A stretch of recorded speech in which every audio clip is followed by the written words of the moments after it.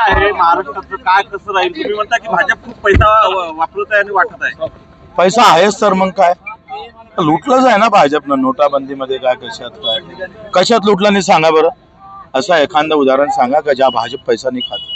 बावनकुळेच्या किती खदानी आहे आणि त्याच्यावर किती त्याचे ट्रक चालते जगदंबा ट्रॅव्हल्सच्या कंपनीचे ते पहा ना थोडस. कार्यकर्त्याला पैसाही द्यायचा नाही तिकीटही द्यायचे नाही आणि चालव तुम्ही आम्ही पाहतोय प्रभू रामचंद्राच्या नावानं मतं मागायचे. इथं औतकर नावाचा कार्यकर्ता तेली समाजाचा काय तुम्ही तिकीट दिली नाही? 40 वर्षापासून तो तिथं काम करत होता आणि तो पैशावाले तिकीट देत आहे. अरे आमची सत्ता जर केंद्रात राज्यात असते ना तर रिक्षावाल्यात आम्ही महापौर केला असता इथला. ही ताकद ठेवली असती. पण यांची मर्दांगी संपली आहे सगळं.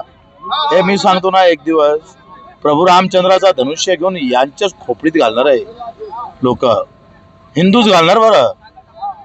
अशी वाईट अवस्था आहे का लोकांना भाजप म्हटलं का लोक असे मारणार का बस सोडणारच नाही.